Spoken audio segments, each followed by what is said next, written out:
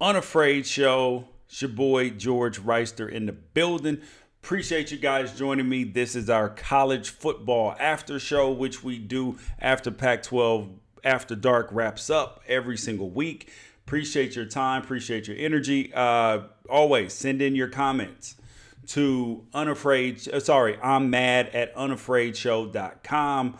We're going to break down the college football top 10, which will be up on Unafraid Show as soon as we get off here. And yeah, so as always, like I said, send in your comments. We'll get to those, and send in your emails. I will always respond to them like I have in the past. So big takeaways before I release the top 10 for today. Biggest takeaways are this. Number one, with Clemson and Dabo Swinney, I have to give Dabo Swinney big time credit. Everybody thought he screwed up when Trevor Lawrence went down today. But I talked about it today on my Twitter. There's never my first pro tight end coach, Alfredo Roberts, told me there's no right way to do the wrong thing, and there's no wrong way to do the right thing. And Dabo Swinney made a genius move and did the right thing by his quarterback, Kelly Bryant, by telling him that he was not going to be the starter instead of trying to pretend like he was going to be the starter and keep him at the school. That would have been a bad move. That would have been the wrong thing to do. And everybody was like, oh, well, he should have kept him now. Trevor Lawrence is hurt. They're going to lose. Nope. All that good karma came back to Dabo Swinney and Clemson, and they got to win. So that's the moral of the story. Doing the right thing is always the right thing to do. But my biggest question today is, what is up with all this horrible play calling that we're seeing in college football? It was two shining examples today of terrible play calling, like coaches having no sense of the situation, any of that, and it was absolutely confusing. Number one was the Florida State-Louisville game. Louisville is up by 3 points in the fourth quarter with 2 minutes to go, and it's first down. They've been running the ball well. Florida State, instead of making Florida State use their timeouts, they throw the ball on first down at the 15-yard line, going in field goal range. How on earth did that make sense? They threw a pick, and then they turn around and lose the game. So that was the first mind-blowing call today, and that was by Bobby Petrino. I was absolutely stunned. I was like, what the hell are you thinking? And then the second one was in the Penn State-Ohio State game, which was an absolute, beautiful game. It was a fun watch, but it reminded me a lot of the Oregon-Stanford game from the week before, where Penn State found a way to snatch defeat from the jaws of victory. They found a way to lose a game that you had in the bag. And that bad play call was on fourth down. Penn State had the ball, 4th down and 6. James Franklin calls a timeout. And then they come out, line up, and he calls another timeout. It's 4th down and 6. And they decide to run the football against one of the best run defenses in the country. What, on 4th and 6? Trace McSorley's been running all over the place. That's the best play you could come up with, James Franklin, after 2 timeouts? What? Man, I couldn't believe it. I couldn't believe it. I was like, this is one of the, this is on the level of Pete Carroll throwing the ball from the 1-yard line when you got Marshawn Lynch. It was on that level of bad. Next thing up before I release the college football top 10 is Notre Dame is for real. I am not a Brian Kelly. I don't subscribe to Brian Kelly. I don't think he's that great of a person. But this dude made one of the smartest moves any college football coach has made this year. He took out Brandon Wimbush and put in Ian Book.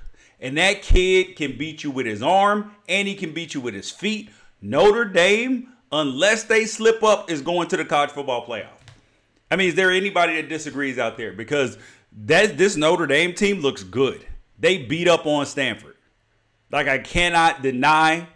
And and it also just told me, like, Stanford's not quite as great as we thought they were, even though they were able to beat Oregon. And the last takeaway before I get to the top 10 from today is young quarterbacks. Guys, if your son is a quarterback, if you know any young quarterbacks, the day and age of you being able to survive in college without being an elite passer are over. Those days are over, because those coaches, just like at Clemson, where Kelly Bryant was like 15-2, 16-2, and lost his starting job to a true freshman. Same thing with Jalen Hurts at Alabama. If you are a quarterback and you are relying on your athleticism more than you are relying on your passing, they will pass you up, and they didn't do anything wrong. They're just giving their team a better chance to win a football game. Like, you can't be upset with that. That there have been people who have been like, oh, you can't replace a starter who's winning. Yes, you can. If the dude is better, yes, you can. So get your young kid to get him a quarterback coach, not one of these like magic fake guru guys. Get him a real quarterback coach who used to play the game and teach them how to play. Because if they can't sling it down the field with the way football is trending, they will get their spot taken. Like, please believe you me. They don't care about your height, size, none of that. Okay, so now I want to get to the college football top 10. The top 10 for this week. And remember, the Unafraid Show top 10 is not the same as the AP, which is completely biased and it's nonsense. I've given plenty of examples, like what went on with BYU, Cal, and Wisconsin, where BYU beat Wisconsin, Cal beat Wisconsin, and Wisconsin still ranked above both of them despite having beat nobody. Tell you, that's the AP poll for you, though. But the Unafraid Show top 10 is all about three criteria. Quality wins, the schedule that you've played, and your absolute dominance. That's how you get high in the Unafraid Show top 10. So the Georgia fans are going to be upset, per usual. Oh, we should be higher. Don't you see us in the AP poll? You ain't played no damn body. If you haven't played nobody, you will not be ranked high. Like, it's just, this is the way it should be done. So, number one, it's clear number one. Alabama is the best team in the country. I mean, it is a luxury when you can win a game when your quarterback only attempts 8 passes. He only threw 8 passes in the game, and they still won like 56-6 or something. It's absolute. But my only question about Alabama this year is, how are they going to respond when somebody puts up a fight? When they get against LSU or they get against Auburn, who's going to put up a fight, how will they respond? Because they're front runners right now. But the question is, how will they respond? And ordinarily, Alabama wouldn't be as high in the college football in the Unafraid Show top 10, but they have had the dominance factor. Like they played Louisville. It wasn't their fault that Louisville was up bad. They played a conference game against Texas A&M, beat them up. I mean, like, you know, some of it is their schedule, but some of it they've just been absolutely drowning people. Like, it's just been impressive. Number 2, Notre Dame. I'm telling you, people, I have been like a Brian Kelly critic, but this year Notre Dame is for real. Especially, I talked about Ian Book, their quarterback. He replaced Brandon Wimbush. And when you add him into the factor, he can do almost all the same things that Brandon Wimbush could running the football, except he's an elite passer. And he's able to extend plays and then throw the ball down the field, which just gives you when teams have to defend against the quarterback running as well, it throws off their defense. It demolishes their defense. You see what happened to Ohio State and Penn State today. Ohio State could not defend Trace McSorley. He had a career rushing day over 160 yards and he passed the ball well because that threat of him running the football. So Notre Dame is in at number 2. Number 3, LSU. Go Tigers right now. Because I cannot remember the last time that they have had a quarterback who was as dynamic throwing the ball as he is running the ball. Because Joe Burrow today almost finished with 100 yards. He threw for 3 touchdowns, almost for 292 yards. Like, this is a team that's looking good. They got wins against Miami and Auburn already. And then you add that in with their matchup against Georgia in 2 weeks. Okay. All right, LSU coming in at number 3 spot. Number 4, we got Ohio State. Ohio State finally got back in the top 5. Like I said it earlier, but their game against Penn State today felt just like the primetime game from last week, Stanford versus Oregon. They got their ass whooped all game, but still found a way to pull it out. Like, it was not impressive, but they found a way to win, which is the only thing that matters. And I'll tell you this, like Dwayne Haskins, we have been fawning over him for 4 weeks already. Just fawning, drooling over, oh my God, he's the greatest thing in the whole world. Came up against Penn State. Boy, couldn't throw the ball down the field. But George, he finished with 270 passing yards. Did you see where pretty much all of them came from? Pretty much all of them came off of screens. Like, there was no deep threat like there usually is when you play Ohio State. No. Somebody said officials robbed Syracuse. The officials didn't rob Syracuse. Syracuse robbed Syracuse. You have to close the game out. Number 5, Oklahoma. Oklahoma is at number 5. I'm going to tell you this, and I'm writing it in the Unafraid Show column, which will be up after we get off on unafraidshow.com. Oklahoma and Kyler Murray. Kyler Murray is the Black Doug Flutie. The Black Doug Flutie. His little short self is running around, throwing the football. I mean, he's commanding this offense, dare I say, better than Baker Mayfield. Yes, their offense, Oklahoma's offense this year, is better with Kyler Murray than it was with Baker Mayfield last year. They may be sitting on back-to-back Heisman Trophy winners. This dude today threw for 432 yards, 7 touchdowns, and then he added a rushing touchdown too. I mean, come on. Yeah, but somebody said Syracuse should have won. Listen, they should have won, but they didn't.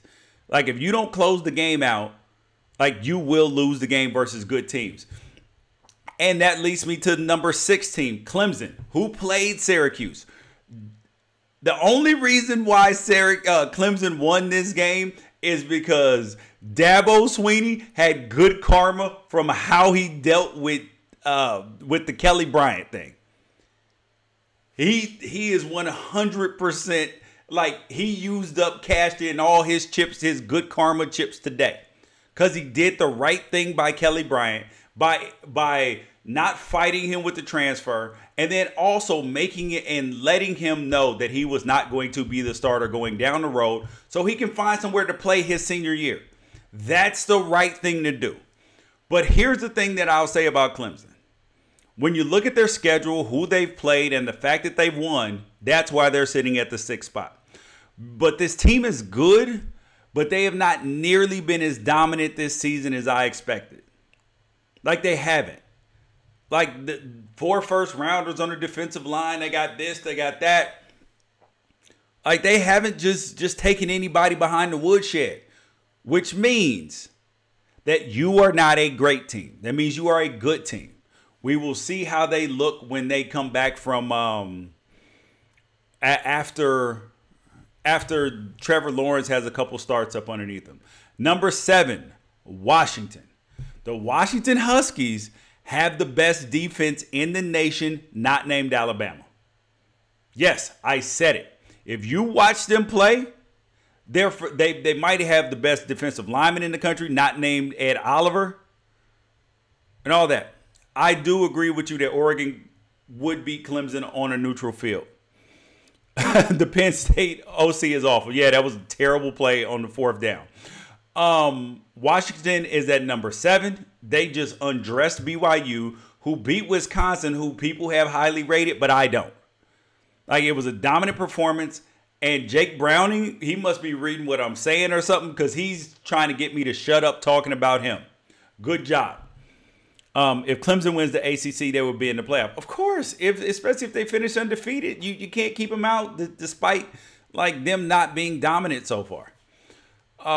Number 8, Georgia. Here's where people are getting their feathers ruffled. Oh, why is Georgia? Georgia should be ranked higher. They're a better team. Who knows? They haven't played anybody. Oh, but they played South Carolina. They were ranked. South Carolina just lost to Kentucky. Got beat up bad by Kentucky. South Carolina may not even reach a bowl game. So we're not counting that game. But the Bulldogs, Georgia could be a playoff team. But they got to get more production out of Fromm or Fields at quarterback. Because they're running the ball so much, which is fine. But to win a championship and compete for a championship, you got to get some elite play out of your quarterback at some point in time, and they have not done that at all. Is Kentucky for real? Really? I'm not saying that Kentucky's for real. Yeah, they beat Florida. How good is Florida? How good is Florida?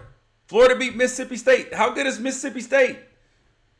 None of these teams have played anybody like this. This is where the SEC continuously pulls the wool over people's eyes. But other conferences have to win their games. Number 9, Auburn. Auburn is 4-1.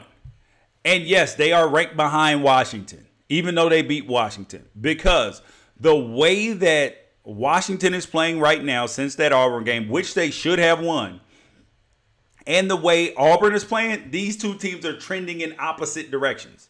Washington is going that way. Auburn is going that way. I'll get to the Pac-12 as soon as I finish number 9 and number 10.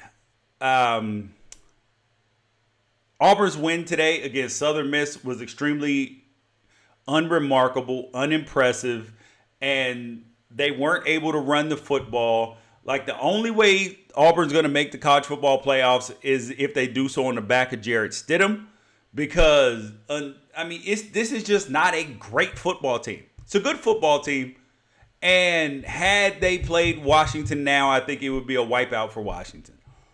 Number 10, West Virginia. This was a narrow number 10 for West Virginia because their best wins are against Tennessee and Texas Tech.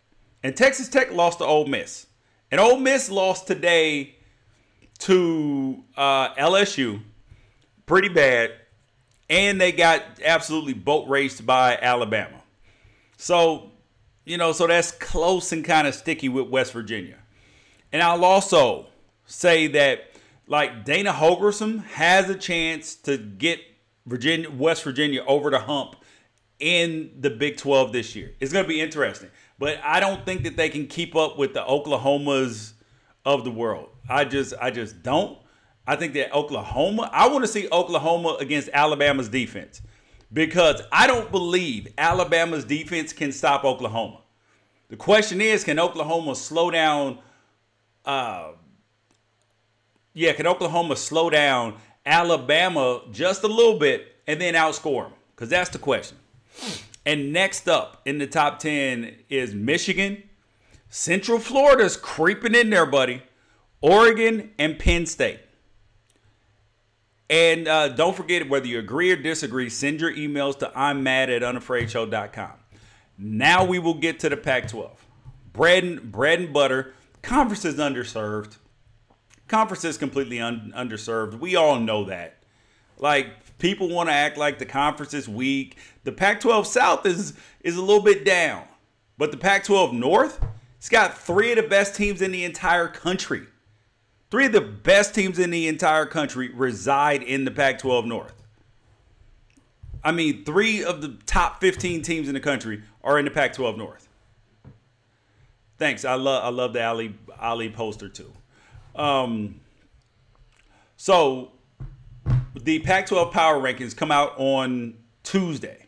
Come out on Tuesdays, you guys. Make sure that you guys check them out on unafraidshow.com. But we got Colorado. So the Colorado UCLA game on Friday. I didn't get a chance to talk about it, but if you saw my Twitter, I picked UCLA to win this game, and they let me down. They sent in their top four. Top five: Alabama, Ohio State, LSU, Georgia, and Ohio State. How on earth can you put Georgia in the top five? Georgia hasn't played anybody. I mean, come on. Do I want an 8-team playoff? Yes. I want the 5 conference champions and 2 at-large bids, and then the highest-ranked group of 5 team. Makes it easy. So I thought that Chip Kelly, with a week off, would find a way to score more points. I don't believe Colorado's for real, even though they got Chenault Jr., Laviska Shenault Jr., who's dope. Yeah, but Colorado looks like the team to beat in the Pac-12 South right now, even though they aren't the most talented team. But this team is good.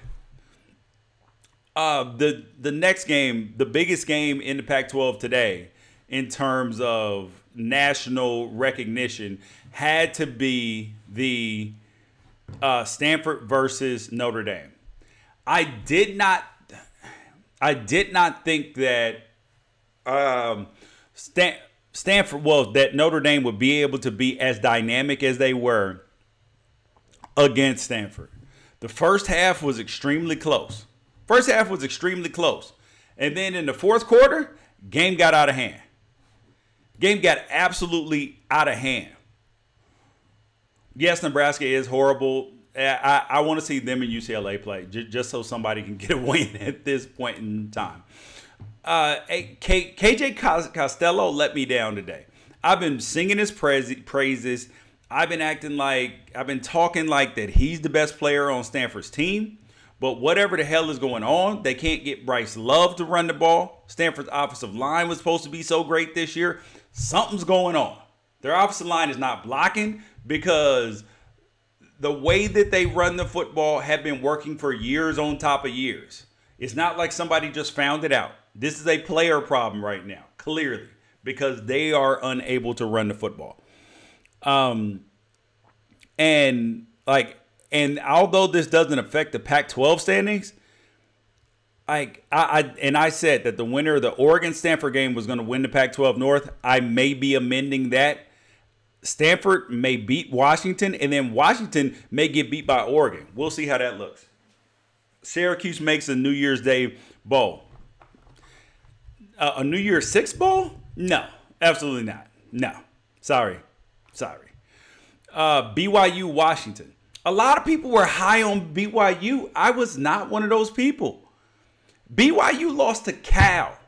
Cal only scores on like 23% of their possessions. Like they don't have a potent offense. They were leading the nation in interceptions, but their offense is not their strength. So, like I didn't put a whole lot of stock in BYU, even though they beat Wisconsin. That just made me believe that Wisconsin wasn't as good as people thought they were. What's my take on Northern Arizona player? I don't know anything about a Northern Arizona player. You got to send me an email at immad@unafraidshow.com. So I will, I'll look him up maybe. But Jake Browning, he's playing well, man. He's playing well. And he's playing good enough for Washington to win. They have the best defense in the Pac-12. They've got the second best defense in the entire country. So they're going to have a chance to win the game. And in 2 weeks, because Oregon has a bye week this week, it is going to be an epic showdown. Oh, my God. Great point, guys. Great point. Somebody just brought up Larry Scott, who's the commissioner of the Pac-12. What the hell is he talking about right now? This week, he came out and said that the hit that Porter Gustafson put on the helmet-to-helmet targeting call against Gardner Minshew for Washington State, that was not targeting. What? Man, and he was talking that. I was like, Larry Scott, you as blind as the damn Pac-12 referees. There are no worse referees in all of college football, of all Power 5 college football, than the Pac-12 referees. I mean, it's just amazing. I mean, it is amazing. They call phantom PIs. Like, people get, I mean, it's just tough. Like, the inconsistency is tough. I mean, like, some of the calls are, I mean, there's so many penalties, so many flags. Like, it's like 3 blind mice running around out there. And it makes it frustrating for Pac-12 fans. And, like, a lot of times, the officials dictate the outcome of the game. And if you're the refs, you should never, ever, ever be the star of the game. And sometimes the Pac-12 refs are the stars of the game. And nobody wants the referee to be the star of the game. Oh my gosh, I can't wait for the Pac-12 power rankings to come out, because all the people who were upset with me about where Utah was ranked, talk to me now. Talk to me now. Because they just lost to Washington State. Washington State's a good team. But the problem is Utah cannot score. I mean, like, they can't punch their way out of a paper bag offensively. It is embarrassing. It is just, I mean, like, I don't know how Kyle Whittingham's teams can never score points. I mean, like, it is, I do not understand. He's such a good coach. His defenses are so good. I don't understand. I do not understand why he can never get offense.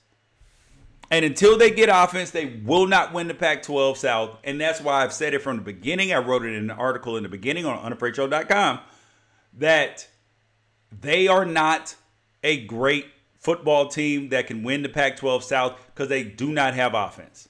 Yes, Washington State is good. They are going to challenge Washington, and they're going to challenge Oregon when they play Oregon, because this is a team, and they're going to challenge Stanford when they play them too, because they challenged your secondary.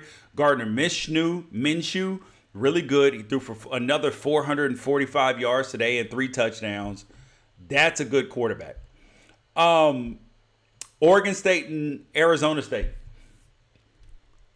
Worst offense, Cal or Utah? Utah's offense is worse. Utah's offense is way worse than Cal.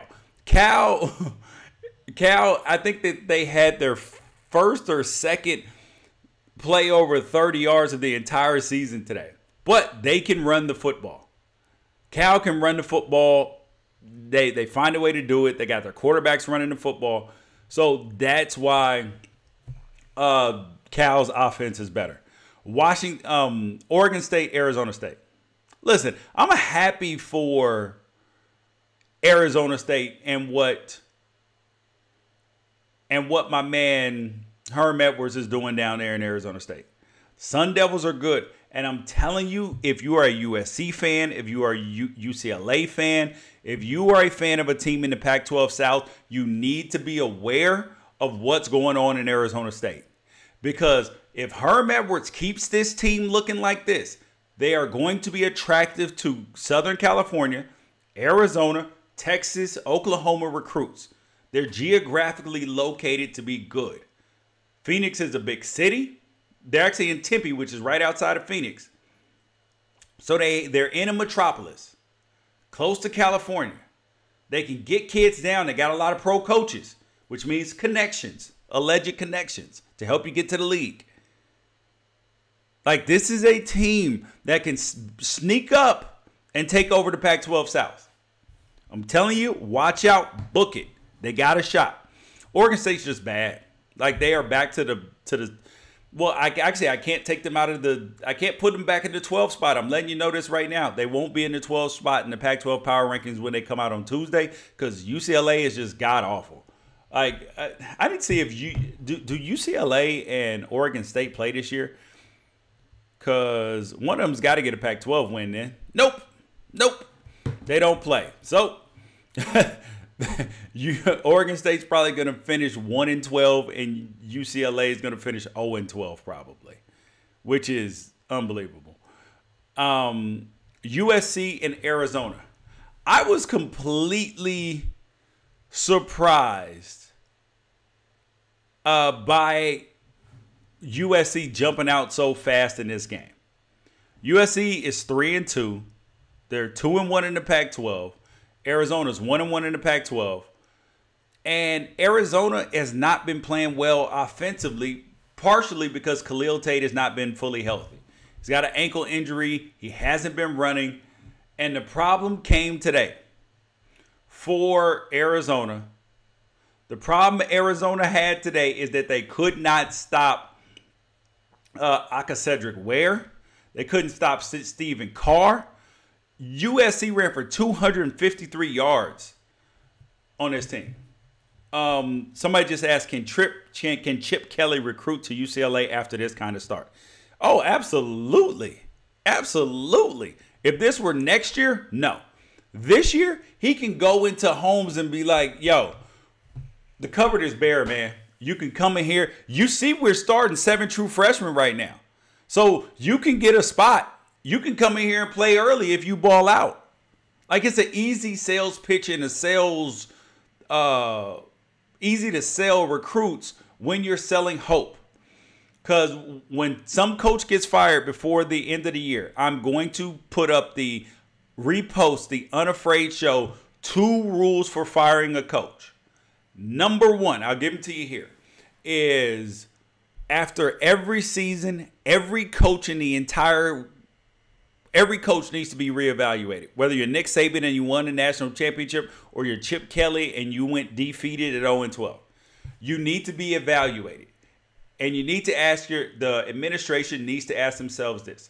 Is there a coach that we can guaranteed get that can do a better job than the guy we have there now? If the answer is no, then you keep your coach. And then the second question that you have to ask is, you have to evaluate the hope. Like, can this coach go into the houses of 17, 18-year-old kids or even JUCO kids and sell them on the fact that the future is brighter than the past? If they can do that and you can't guarantee get a better coach, then you keep your coach. If hope is gone, they got to go. That's why Oregon had to fire Mark Helfrich. Even though he was a great guy and an Oregon man, he had lost hope. You guys, don't forget to check out unafraidshow.com. The top 10 will be out there in just a couple minutes. We appreciate your time. Appreciate your energy. We'll be back on Monday with the Hot Takes House, the Big 12 Power Rankings, the Big 10 Power Rankings, all that coming out this week. Thank you, guys. Peace out. Catch you guys later.